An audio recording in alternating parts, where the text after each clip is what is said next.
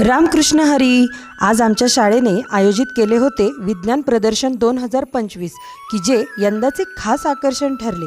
ग्रामीण भागातील विद्यार्थ्यांनी आपल्या कल्पकतेला, निरीक्षण शक्तीला आणि मेहनतीला सुंदर आकार देत एकापेक्षा एक उत्तम वैज्ञानिक प्रयोगांचे सादरीकरण केले. प्रत्येक प्रकल्पातून उभारून दिसणारी विद्यार्थ्यांची जिद्द आणि वैज्ञानिक दृष्टिकोन पाहून सर्व मान्यवर तर भारावूनच गेले. ग्रामीण विद्यार्थ्यांचे हे उत्तम सादरीकरण खरंच उल्लेखनीय होते. प्रत्येक विद्यार्थ्याने आपला प्रकल्प केवळ दाखवला नाही तर त्याची वैज्ञानिक कारणमीमांसाही करून दाखवली, तीही अगदी सोप्या पद्धती. तर ऐकूया विद्यार्थ्यांनी सांगितलेली आपली मनोगती. च्या प्रोजेक्टचं नाव आहे effects of mobile phone radiations. आम्ही याच्यामध्ये मोबाईलचे इफेक्ट सांगणार आहे. पहिलं म्हणजे आपल्या डोळ्यांना, त्याचा ब्राईटनेसमुळे आपल्या डोळ्यांना खूप त्रास होतो आणि बरेच वेळा लहान लहान मुलांना चष्मा लागतो. 2 नंबरला म्हणजे आपले कान, हिअरिंग लॉस.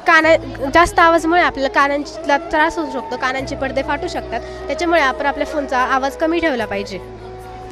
तिसरं म्हणजे मेंटल इम्पॅक्ट. ते म्हणजे आपण रात्री 12-12, 1-1 वाजेपर्यंत मोबाईल बघतो, तर ते आपण नाही केलं पाहिजे. त्याच्यामुळं आपल्याला डिस्ट्रॅक्शन होतं आणि आपलं कॉन्सन्ट्रेशन लागत नाही.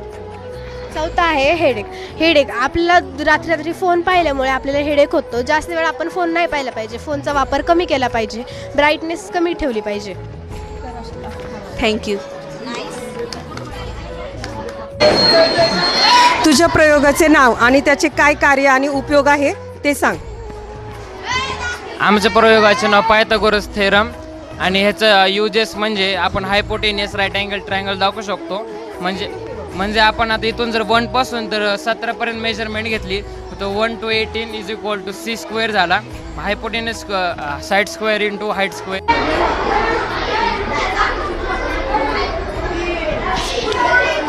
आज मी ड्रग्ज एंड ऑल ड्रीम्स ही रांगोळी काढलेली आहे. याच्यातून आपल्याला असं कळतं की स्मोकिंग केल्यामुळं किंवा ड्रग्ज घेतल्यामुळं आजकालची तरुण पिढी बिघडत चालली आहे. त्यांना कुठल्याही भविष्याचं भान राहिलेलं नाही आहे. त्यांची सगळी स्वप्न संपत चालली आहेत ड्रग्ज केल्यामुळं. Good morning everyone, my name is Soumya Prashant Marze. Hello sir, hello ma'am, and our project name is carbon air purifier. So as you see it is a factory. This is a factory, and when factory release polluted air, it comes to chimney decided by DC motor fan. Then it comes to container, and after that have a water pump and cotton which purify. माझं नाव fried फनात्तर आहे. मी आत्ता 8वी क मध्ये शिकते. माझ्या प्रोजेक्टचे नाव anti theft system for vehicles आहे. म्हणजे पेट्रोल डिझेल, जे गाडीमध्ये पेट्रोल डिझेल असतात त्यातलं जे इंधन चोरीला जाते किंवा गळती होते त्यापासून हे कसं थांबवायचं ह्याचा उपयोग आहे. याच्यात वेगवेगळ्या उपकरणांचा उपयोग केला आहे. पहिलं ट्रान्सफॉर्मर, हे मायक्रो कंट्रोलर, हे GSM मॉडेल आहे व त्याच्यावर LCD बसवली आहे. हे 3 लेवल सेन्सर आहे व हे सिम कार्ड सेन्सर आहे व हा आपला फ्यूल टँक आहे. याच्यात हा अर्थ आहे, हा मार्स आहे, हा ज्युपिटर आहे, सॅटर्न, युरेनस आणि नेपच्यून आहे. हा आहे अर्थ आणि अर्थच्या कडेने हा कापूस लावलाय म्हणजे हा आहे ओझोन लेअर. फिजिक्सच्या मॅडम आमच्या जाधव मॅडमनी केलं आहे, ज्याच्यामध्ये एक होलोग्राम बनवलं आहे मी. आपल्याला एक बाजू दिसणारं चित्र ह्याच्यामध्ये आपल्याला 3ही बाजूनी बघता येईल, जे आपल्याला तिथं असल्याचा आभास होतो. तेच माझा प्रोजेक्ट आहे.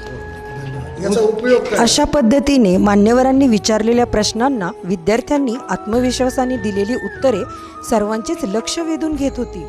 प्रदर्शनाच्या शेवटी मान्यवरांनी विद्यार्थ्यांच्या नवकल्पना आणि विज्ञानावरील ओढ याबद्दल विशेष प्रशंसा व्यक्त केली.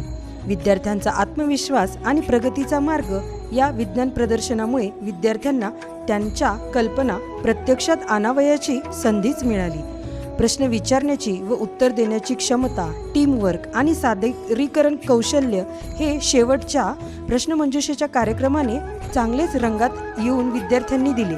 विज्ञानाकडे पाहण्याचा विद्यार्थ्यांचा नवा दृष्टिकोन यावेळी समोर आला. असे अनेक सकारात्मक अनुभव आजच्या दिवशी मिळाले.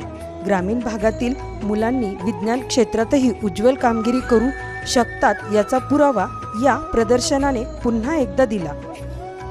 या विज्ञान प्रदर्शन हे केवळ कार्यक्रम नसून विद्यार्थ्यांच्या प्रतिभेला मिळालेला एक सुंदर मंचच होता. वैज्ञानिक प्रयोग, आकर्षक रांगोळ्या आणि प्रभावी सादरीकरणामुळे हा दिवस खरंच संस्मरणीय ठरला. धन्यवाद.